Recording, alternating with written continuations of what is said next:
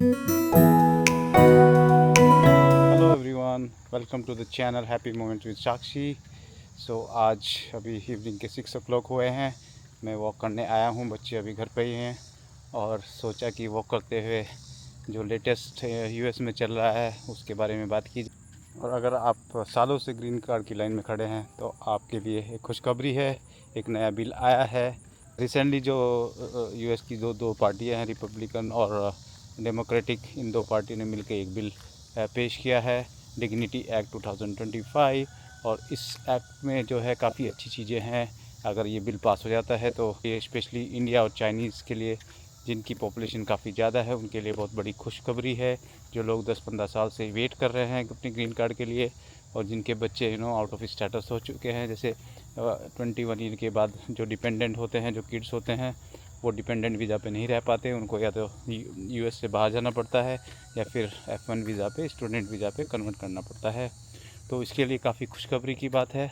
और ये dignity act में 4-5 पॉइंट ऐसे हैं जो मैं हाईलाइट करना चाहूँगा। और इस बिल का मेन पर्पस है कि 2035 तक, जो कि अगले 8-10 साल तो तक जो भी बैकलॉग है, जो जिस हिसाब से अभी चल रही है, इसमें 50 से 100 साल भी लग सकते हैं, लेकिन आपका ग्रीन कार्ड नहीं मिलेगा, कोई चांसेस नहीं है दूर दूर तक। तो इस बिल का मेन पर्पस है कि आपको 2035 तक सभी बैकलॉग क्लियर हो जाएं, और जो भी ग्रीन कार्ड की लाइन में हैं 10-15 सालों से, उनको फास्ट ट्रैक करके उनका ग्रीन कार्ड इशू किया जाए, ताकि वो फिर सिटीजनशिप की, इस green card is nothing like a PR, और ये it's a path to citizenship, right. तो आपका एक्चुअली सिटीजनशिप नहीं होता है, लेकिन आपको कुछ राइट्स होते हैं जो ग्रीन कार्ड पे मिल जाते हैं। और उसमें ये भी होता है कि आपको एटलीस्ट 6 मंथ यूएस में रहना है। अगर आप मिनिमम 6 मंथ नहीं रहते तो आपका रिवोक भी हो सकता है। इस बिल में जो 5 पॉइंट है, उनमें पहला है अपना केस फास्ट ट्रैक कराना है, तो आप $20,000 देकर फास्ट ट्रैक करा सकते हो, और आपकी एक उम्मीद रहती है कि आपका ग्रीन कार्ड जल्दी से जल्दी आ जाएगा। और उसके बाद आपके कई सारे ऑप्शन खुल जाते हैं। आप जो रिस्ट्रिक्ट हो रहते हैं, जैसे अभी हम वीज़ा पे हैं, इतने चैलेंजेस हैं, एवरी टाइम आप यूएस से बाहर जाते हो और आपकी स्टैंपिंग नहीं है, आपको स्टैंपिंग करा के आना पड़ता है, अपॉइंटमेंट लेना पड़ता है। और अभी सितंबर से नया रूल आया है कि जो भी ड्रॉप बॉक्स अपॉइंटमेंट थे वो सब कैंसिल कर दिए गए हैं सब वीज़ा के, और आपको इन पर्सन इंटरव्यू के लिए जाना पड़ेगा। और इन पर्सन इंटरव्यू में भी काफ़ी कॉम्प्लेक्सिटी है। सबसे पहले तो वहाँ पे स्लॉट नहीं मिल पाते, और स्लॉट भी मिल जाते हैं तो आपको अलग अलग में जाना पड़ता है, क्योंकि इसमें दो अपॉइंटमेंट लेने पड़ते हैं। पहला होता है बायोमेट्रिक का मिल जाता, और अगले नेक्स्ट दिन आप पर्सनल इंटरव्यू का ले सकते हो। लेकिन अब ये रूल चेंज हो गया है, और आपको कम से कम 72 घंटे का, मतलब 3 दिन का डिफरेंस लेके चलना पड़ेगा बायोमेट्रिक अपॉइंटमेंट में, जो पहला अपॉइंटमेंट लेना पड़ता है, वर्सेस जो आपका पर्सनल इंटरव्यू है, इन पर्सन इंटरव्यू जो होता है। तो अभी ये नया रूल निकला है और एप्लीकेबल होगा जल्दी ही, और इसमें आपको 3 दिन के बाद ही दूसरा इंटरव्यू अपॉइंटमेंट लेना पड़ेगा। और इसको देखें तो ये बहुत ही ज़्यादा चैलेंजिंग हो जाएगा, क्योंकि न पहले तो स्लॉट नहीं मिलेगा आपको, स्लॉट मिल जाता तो आपको 3 दिन का डिफरेंस देना पड़ेगा। और जैसे एग्जांपल लीजिए कि जैसे मैं दिल्ली से हूँ, राइट, दिल्ली के पास से हूँ, तो जनरली मैं अपनी स्टैंपिंग दिल्ली में करता हूँ। लेकिन मुझे अभी दिल्ली से में स्टैम्प अपॉइंटमेंट नहीं मिलेगा, most probably I have to go to Hyderabad, Chennai, और मे बी कोलकाता, राइट, और मुंबई। और पहला अपॉइंटमेंट मैं लूँगा, मैं उस सिटी में जाऊँगा, फिर 3 दिन बाद मैं दूसरा अपॉइंटमेंट लूँगा, मे बी वो अलग सिटी में हो। तो आप जैसे यूएस जैसे इंडिया जाते हैं, राइट, तो आपको maximum 3 weeks, 4 weeks, maximum 5 weeks, right, generally on average इतना ही टाइम के लिए जाते हैं। और इसमें भी आपको अगर कुछ टाइम ऐसे एलोकेट होगा कि पहले आपको अपॉइंटमेंट लेना पड़ेगा, स्लॉट ढूंढना पड़ेगा, फिर आपको डेट फिक्स करनी पड़ेगी, फिर अपना प्लान करना पड़ेगा, फिर 3 दिन के बाद एक सिटी में जाना पड़ेगा, उसके 3 दिन के बाद फिर दूसरी सिटी में जाना पड़ेगा। So it's getting mess, and Indians के लिए काफ़ी चैलेंजिंग है। इसलिए तो कभी कभी इंडियंस आना भी चाहें तो वो आ नहीं पाते इस वजह से, राइट। तो काफ़ी चैलेंजेस हैं, लेकिन अगर आपके पास ग्रीन कार्ड है तो आपको इन चीज़ हैसल नहीं रहता, आप कभी भी फ्रीली जा सकते हो, फ्रीली आ सकते हो। तो ये बिल जो प्रपोज़ किया है, इसमें काफ़ी एडवांटेज होने वाले हैं, स्पेशली इंडिया चाइना कंट्री को, क्योंकि उनकी बैकलॉग बहुत ज़्यादा है। एप्लीकेशन हर साल बढ़ रहे हैं, एवरी ईयर इतने सारे एप्लीकेशन आते हैं इंडियंस में, और उनके 7% अगर आप कैलकुलेट करें तो बहुत ही एक छोटा नंबर आएगा, राइट। और जिनकी एप्लीकेशन कम है इसके लिए 7% बहुत ज़्यादा है। तो इसी को बढ़ा के 7 से 15, मैक्सिमम 15% तक इस बिल में प्रपोज़ कर सकते हैं, और स्टूडेंट को भी काफ़ी फ़ायदा मिलेगा। और जब से ट्रम्प आया है डे बाय डे कुछ ना कुछ नई रूल्स चेंज होते रहते हैं, राइट।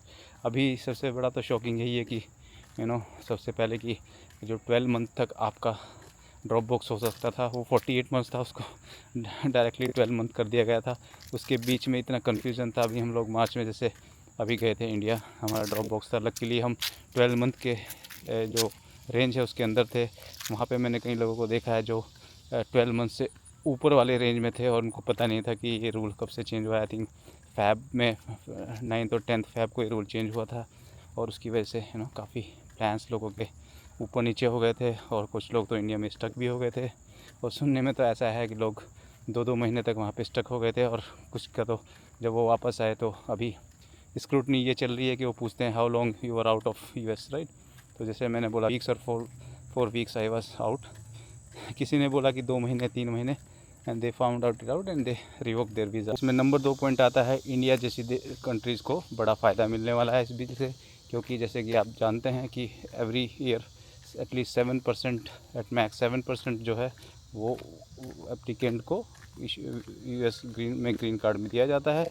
और इंडिया चाइना जो है उनके पास उनकी तरफ से जो है एप्लीकेंट बहुत ज़्यादा आते हैं। इसकी वजह से जो बैकलॉग है वो काफ़ी बढ़ती जाती है, क्योंकि जो नंबर ऑफ़ एप्लीकेंट है ईच ईयर जो एप्लीकेशन है वो काफ़ी ज़्यादा है। जो इनकमिंग प्रोसेसिंग है वो ज़्यादा है और आउटगोइंग है वो कम है। तो इसकी वजह से जो कंट्री कैप है 7% पर, उसकी वजह से ये बैकलॉग बढ़ रही है। तो इसमें ये भी मेंशन किया है कि इस कंट्री कैप को हटाकर मैक्सिमम 15% तक किया गया है ताकि प्रोसेसिंग फास्ट हो। और इसमें नंबर 3 पॉइंट आता है डॉक्यूमेंट ड्रीमर बच्चों के लिए राहत। इसका मतलब ये है कि जो बच्चे जो डिपेंडेंट वीज़ा पर हैं, जैसे मैं अपने जो एम्प्लॉय बेस्ड वीज़ा है मेरा H1 उस पर हूँ, और जो मेरे बच्चे हैं या मेरी वाइफ है वो H4 पर हैं, डिपेंडेंट वीज़ा पर हैं। तो जो बच्चे काफ़ी टाइम से H4 वीज़ा पर रह रहे हैं और सर्टेन एज के बाद, जैसे 21 ईयर के बाद, वो डिपेंडेंट वीज़ा पर नहीं रह सकते हैं। उनको या तो यूएस से बाहर जाना पड़ेगा या फिर उनको स्टूडेंट वीज़ा में या दूसरे वीज़ा में कन्वर्ट करना पड़ेगा। उसके लिए भी एक बहुत बड़ी राहत है, जो भी काफ़ी टाइम से H1 डिपेंडेंट वीज़ा पर हैं, H4 वीज़ा पर हैं। और इसमें 4th पॉइंट आता है स्टूडेंट्स और स्किल्ड वर्कर के लिए नए अपडेट्स। और इस बिल में जो है इंटरनेशनल स्टूडेंट और जो स्किल्ड वर्कर हैं उनके लिए भी कई बड़े चेंजेस आए हैं। जैसे कि आपको डुअल इंटेंट के थ्रू जो स्टूडेंट होते हैं उनको डुअल इंटेंट के थ्रू देखा जाएगा। उनको कोर्स होने के बाद ये नहीं पूछा जाएगा कि वो अपनी कंट्री वापस जाएं, और उनको ऑप्शन मिलेगा कि वो यहाँ पे वर्क कर सकते हैं, ज़्यादा टाइम के लिए रह सकते हैं। बस इसमें एक नेगेटिव पॉइंट ये है कि उनको ओपीटी के जो ऑप्शनल प्रैक्टिकल ट्रेनिंग होती है उनको सोशल सिक्योरिटी टैक्स और दूसरा टैक्स देना पड़ेगा, जो कि अभी के हिसाब से इमिग्रेशन रूल्स के हिसाब से नहीं देना होता है। तो ये एक इसमें नेगेटिव पॉइंट है। बट अच्छी बात यह है कि उनको ये नहीं पूछा जाएगा कि वो कोर्स के बाद अपने कंट्री जाएंगे अगर उनकी जॉब नहीं लग पाती है उसमें कुछ टाइम के लिए। और इसमें जो 5th पॉइंट है, जो काफ़ी मेन पॉइंट है, इमिग्रेशन सिस्टम को ठीक करने का जो इसमें बजट है वो पेश किया गया है, और उसको इसमें $3.6 बिलियन का बजट एलोकेट हुआ है। अगर ये बिल पास हो जाता है तो ये एक गेम चेंजर है, स्पेशली जो इंडियन और जो चाइनीज़ हैं जो भी काफ़ी साल से यूएस में रह रहे हैं और अपने ग्रीन कार्ड का पीआर का वेट कर रहे हैं। और ये खुशखबरी की बात है और इसको काफ़ी अच्छे से लिया जा रहा है। इस बिल को आज के जो टाइम के हिसाब से उसके हिसाब से रिव्यू किया गया है, और क्योंकि काफ़ी इमिग्रेशन जो यूएस का है काफ़ी ब्रोकन है, काफ़ी स्ट्रिक्ट है, और उसमें कुछ लूप होल्स हैं उनको फिक्स करने की कोशिश की गई है। और देखते हैं कि अभी चांसेस हैं कि ये जल्दी से जल्दी अप्रूव हो जाए, क्योंकि ये दोनों पार्टी इसमें सहमत हैं। दोनों ने मिलके अपने अपने पॉइंट्स को इस बिल में रखा है और एक कंसोलिडेट पॉइंट्स को इसमें मेंशन किया गया है। और अभी के हिसाब से ये बिल पास नहीं हुआ है लेकिन प्रपोज हुआ है, और होपफुली ये अप्रूव हो जाए तो सब के लिए एक खुशखबरी की बात होगी, स्पेशली इंडियंस के लिए, इंडियंस कम्युनिटी के लिए, और उनके बच्चों को भी राहत मिलेगी ताकि वो लंबे टाइम तक यूएस में रह सके और उनको वापस ना जाना पड़े। सो आज के लिए इतना ही, मिलते हैं नेक्स्ट ब्लॉग में। Stay blessed, stay connected, stay healthy, stay happy. See you in next blog. Bye bye, take care.